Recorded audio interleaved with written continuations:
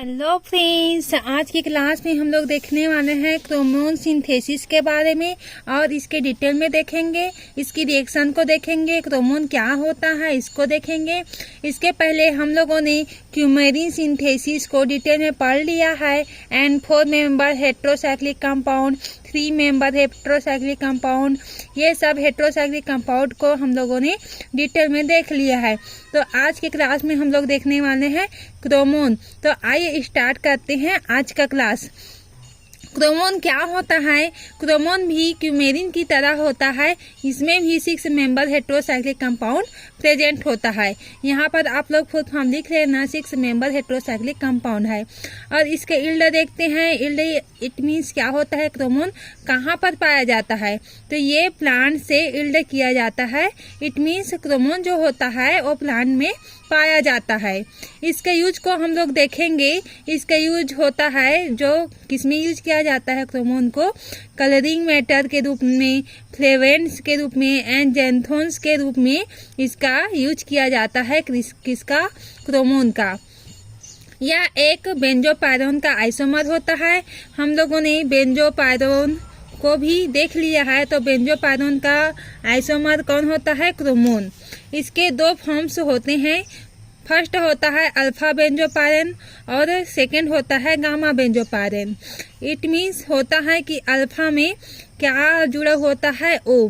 अगर यहाँ पर आप लोग स्ट्रक्चर को देखेंगे तो 2 बेंजीन रिंग यहाँ पर प्रेजेंट होता है, जिसमें हम लोग अगर यहाँ पर से ये होता है कीटो ग्रुप होता है हम लोग का, तो यहाँ पर से हम लोग क्या करते हैं?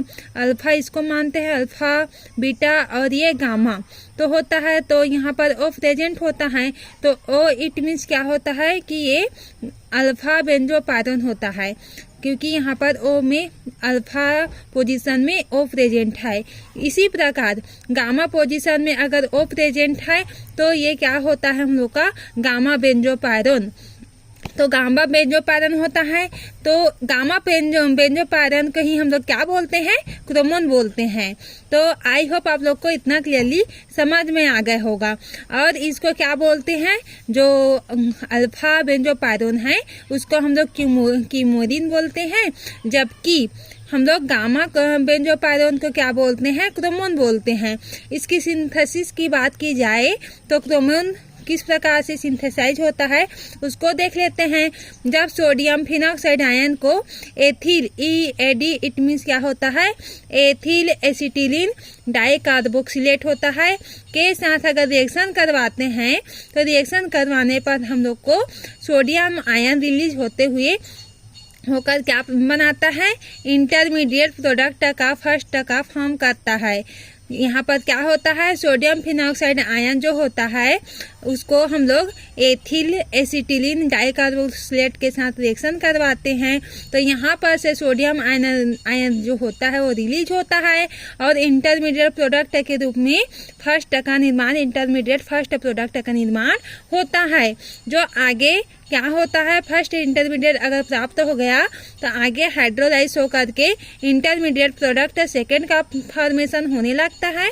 एंड यह बाद में क्या होता है? डीकार्बोक्सिलेशन द्वारा O2 और क्या करता है? ये CO2 का मॉलिक्यूल का रिलीज करके क्रोमोन का फॉर्मेशन करता है। तो आई होप आप लोग को यह क्लियरली समझ में आ गया होगा। अब हम लोग रिएक्शन के थ्रू देखेंगे कि यह किस प्रकार से काम करता है। ये तो इसका सिंथेसाइज का थ्योरी बेस हो गया। अब हम लोग इसके रिएक्शन को देखते हैं। रिएक्शन में यह किस टाइप से काम करता है उसको देखते हैं। तो अब देखते हैं इसकी रिएक्शन को। तो अब होता है ये सोडियम फिनॉक्साइड होता है। सोडियम फिनॉक्साइड में हम लोग क्या लेते हैं? एथिलीन एसिटिलीन और डाइकार्बोक्सिलेट यहाँ पर लेते हैं। तो ये EAD का क्या है? फार्मूला है। C में triple bond C, single bond C, double bond ET और ये है C single bond C, double bond ET। Double bond बोल रही हूँ, ये डबल ओ है या ये डबल ओ है। तो ये सोडियम फिनॉक्साइड है जिसमें बेंजीन में क्या लगा हुआ है, ओ एन ग्रुप जुड़ा हुआ है, जिसे हम लोग क्या बोलते हैं, सोडियम फिनॉक्साइड बोलते हैं। तो यहाँ पर क्या होता है फ्रेंड्स, यहाँ पर जो ओ एन होता है यहाँ पर के आकर के अटैक करता है, जबकि यहाँ पर ये आकर के एक बॉन्ड होता है, यहाँ पर के आकर के ये अटैक करता है। तो यहाँ पर किस टाइप का हम लोग को स्ट्रक्चर का फॉर्म हो जाता है, इस टाइप का। यहाँ पर बेंजीन ग्रुप जुड़ा हुआ है, ओ प्रेजेंट होता है और ओ से सी लगा होता है यहाँ पर, जिसमें C double bond O E T यहाँ पर लगा होता है।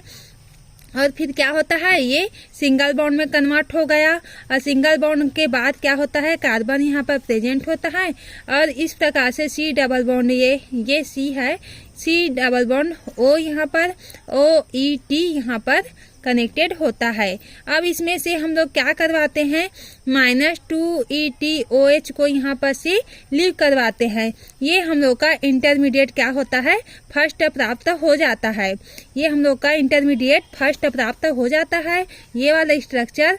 तो यहाँ पर क्या करते हैं, -2ETOH को लीव करवाते हैं। तो क्या प्राप्त होता है हम लोग को, यहाँ पर से हम लोग को प्राप्त होता है बेंजीन के साथ यहाँ पर ओ कनेक्टेड है और यहाँ पर ये डबल बॉन्ड कैसे आया, ये इस प्रकार से आया फ्रेंड्स। यहाँ पर क्या होता है, -2ETOH को यहाँ पर से लीव करवाए हैं, तो यहाँ पर क्या होता है, यहाँ पर सी डबल बॉन्ड OH आकर के यहाँ पर से H जो होता है कनेक्ट हो जाता है और डबल बॉन्ड यहाँ पर प्रेजेंट हो जाता है, डबल बॉन्ड और यहाँ पर से OH।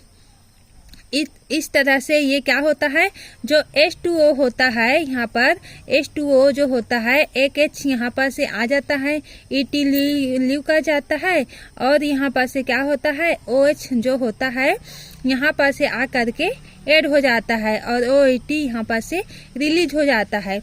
अब हम लोग देखेंगे इसको -OH को यहाँ पर से लीव करवाएंगे यहाँ पर से।